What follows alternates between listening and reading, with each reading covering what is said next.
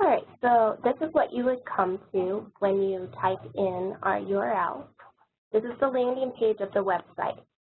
And as you'll see here, there's an overview of our process. So please read through that, make sure you're up to date, and refresh yourself if you need to. What I want to highlight for you here is as I scroll down, on the left side, you'll see our navigation bar. All of these different links take you to different web pages with more information that are helpful to you.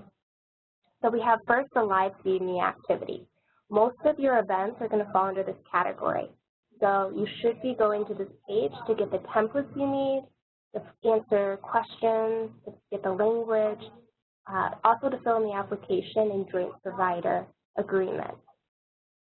You also will probably be visiting the regularly scheduled series. If you have a tumor board or a grand round, you would be using this.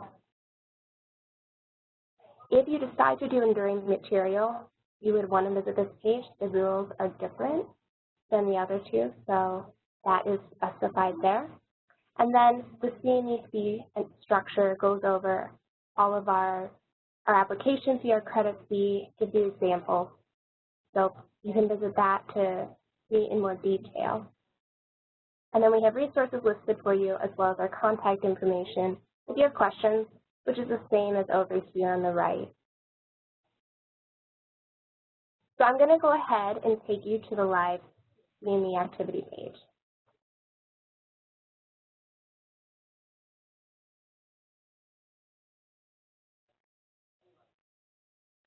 It's loading, so.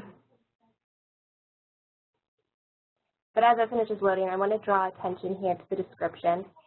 This spells out what a live activity is. It's a certified CME activity that occurs at a specific time as scheduled by the accredited CME provider. And you can read through the rest of that.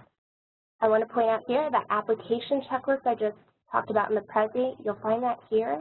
You can open that and it's a PDF form for you. There's also a glossary. If any of the words or verbiage we use, you're not quite sure about it, you can look it up here and that will help clarify any questions. I'm going to scroll down here. And normally our widget would appear, but what I'll do is, if this should happen to you, go ahead and click on our link here below, which says View Application in Whole Screen. So I'm going to open that and take you to that. So this is what our application looks like.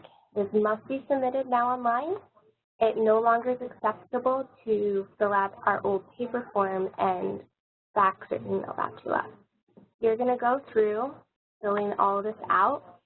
It is not a form in which you can work on it and come back. You need to have all the information and sit down at one time to fill it out and submit it. So then at the bottom, you would click Next. It'll just have an overview that you filled out everything, and then you would submit. I'm going to go back to the website. Here on the left, you see templates. This is where you'll find the disclosure form, the evaluations. Also, if you need a flyer template, you'll find that here. The form is optional.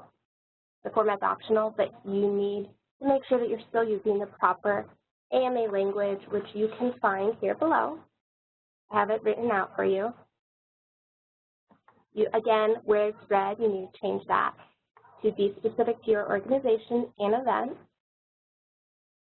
But you need to copy and paste that directly. I do want to make note here that if you have not yet received CME credit, you've only applied for it, you cannot use any verbiage or language that would suggest it will have CME credit only after you have received confirmation, and then you must use the proper language below.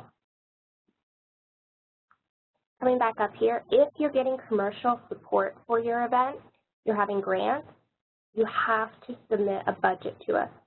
If you're not, the information in the application is sufficient. We're talking about commercial support. We have here a link to the full ACCME standards. You'll want to take a look at that. We do have it summarized here for you just to look over, as well as information on the Sunshine Act in case you have questions about that. And then here you'll see, again, there should be the form to fill out, but this is the joint provider agreement. You do have it in a Word document here for you to print out for your own reference, but it must be submitted on the website, which will be there. So I'm going to take you now to the regularly scheduled series. You can, again, go here on the side and click it, or you can go up to the tab at the top. This looks very similar to the live activity page because usually RSSs are actually live events. They just occur daily, weekly, monthly, or quarterly, and they are all put on one application. So if you're doing an annual reapplication for a Team Aboard or Grand Round, this is what you're going to be doing. You're going to be submitting a regularly scheduled series, or an RSS.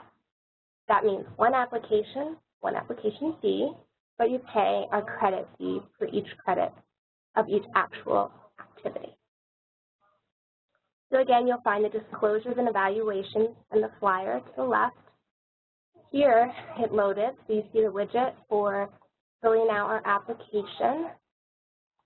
And again, you can make it full screen if you would like to have it larger. And here is the joint provider agreement. You would type in your organization's name, read through our policies, and then at the end you would submit it.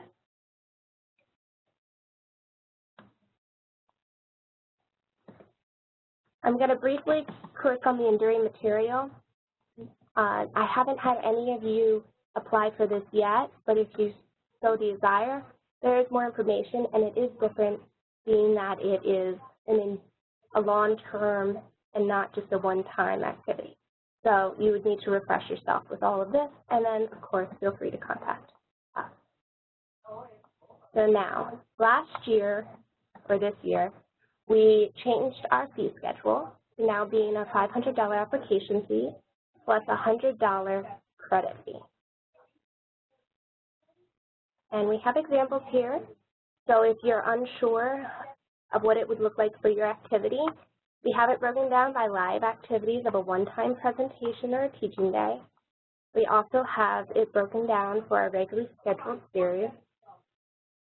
And we show how it's actually more cost-effective to apply annually because you're only paying a one-time application fee of $500 instead of doing it each time you have an activity. So instead of paying $6,000 for 10, you would end up paying only $1,500. So annual application is more cost-effective, and we highly encourage you to do that at this time. Please note that our application fees are non-refundable. They're application fees. Whether you get approved or not, you must pay that. The credit fee is also non-refundable, whether or not the activity happens or not. If you get approved for those credits, you pay for them.